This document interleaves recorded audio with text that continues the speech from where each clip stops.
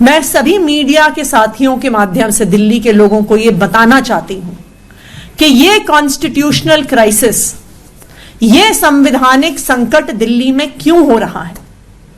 यह संवैधानिक संकट दिल्ली में जीएनसीटीडी अमेंडमेंट एक्ट की वजह से हो रहा है। जीएनसीटीडी अमेंडमेंट एक्ट के बाद आज दिल्ली सरकार के अफसरों को लगता है कि उनको चुनी हुई सरकार के आदेश मानने की जरूरत नहीं है। उनको लगता है कि अफसरों पर सारा कंट्रोल तो केंद्र सरकार के पास है, भारतीय जनता पार्टी शासित केंद्र सरकार के पास है। तो अगर चुनी हुई सरकार, आम आदमी पार्टी की सरकार, अरविंद केजरीवाल जी की सरकार के साथ मिलकर काम करेंगे तो भारतीय जनता पार्टी शासित केंद्र सरकार उन्हें छोड़ेगी नहीं। अफसर आके दबी जबान में मंत्रियों को अलग अलग तौर पे बताते हैं कि हमें धमकाया जाता है, हमें डराया जाता है कि अगर चुनी हुई सरकार के साथ काम किया तो तुम्हें सस्पेंड कर देंगे, तुम पे विजिलेंस इंक्वायरी कर देंगे, तुम्हारी एसीआर खराब कर देंगे, तुम्हारी प्रमोशन नहीं होने देंगे, तुम पर एंटी करप्शन ब्यूरो का केस कर देंगे। तो इसलिए आज के दिन में यह संवैधानिक संकट पैदा कर दिया गया है कि चुनी हुई सरकार के आदेश को अफसर नहीं मान रहे।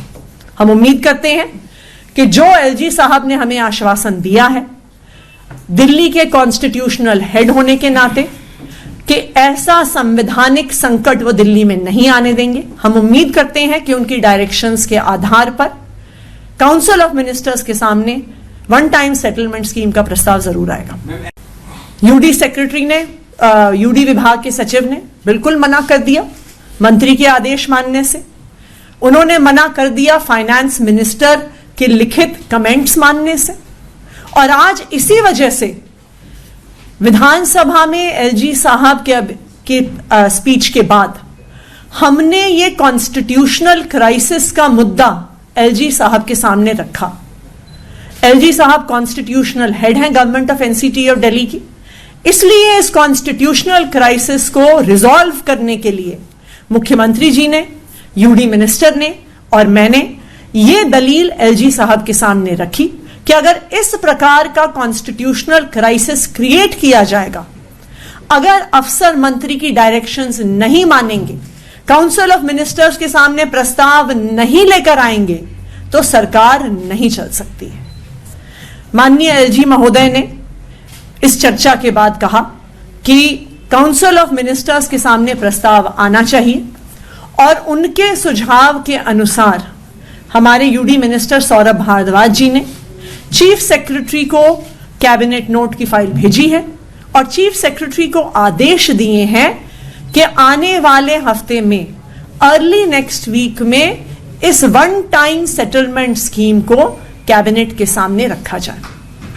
हम उम्मीद करते हैं कि जो डायरेक्शंस चीफ सेक्रेटरी को दी गई हैं, माननीय मंत्री जी द्वारा दी गई हैं और एलजी साहब द्वारा दी गई हैं, उन डायरेक्शंस के आधार पर इस वन टाइम सेटलमेंट स्कीम को काउंसिल ऑफ मिनिस्टर्स के सामने रखा जाएगा।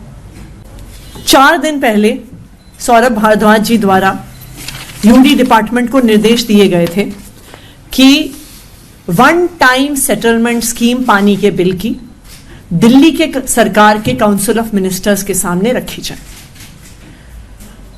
संविधान के अनुसार, जीएनसीटीडी एक्ट के अनुसार, ट्रांजैक्शन ऑफ बिजनेस रूल्स के अनुसार, यानी इस देश के सारे नियम कानून के अनुसार पॉलिसी डिसीजन लेने का अधिकार काउंसिल ऑफ मिनिस्टर्स को ही है।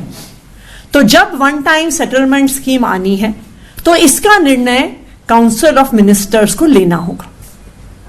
आज दिल्ली सरकार के एक मुख्य विभाग के सचिव, अर्बन डेवलपमेंट डिपार्टमेंट के सचिव मना कर रहे हैं कि हम प्रस्ताव को काउंसिल ऑफ मिनिस्टर्स के सामने नहीं लाएंगे। अगर एक अधिकारी काउंसिल ऑफ मिनिस्टर्स के सामने प्रस्ताव लाने से मना कर दे तो काउंसिल ऑफ मिनिस्टर्स निर्णय कैसे लेगा? और अगर काउंसिल ऑफ मिनिस्टर्स के सामने प्रस्ताव नहीं आएंगे तो दिल्ली सरकार की पॉलिसी कैसे बनेगी? किसी भी सचिव का, किसी भी अधिकारी का काउंसिल ऑफ मिनिस्टर्स के सामने प्रस्ताव लाने से मना करना एक कॉन्स्टिट्यूशनल क्राइसिस है जो आज दिल्ली में हो रहा है।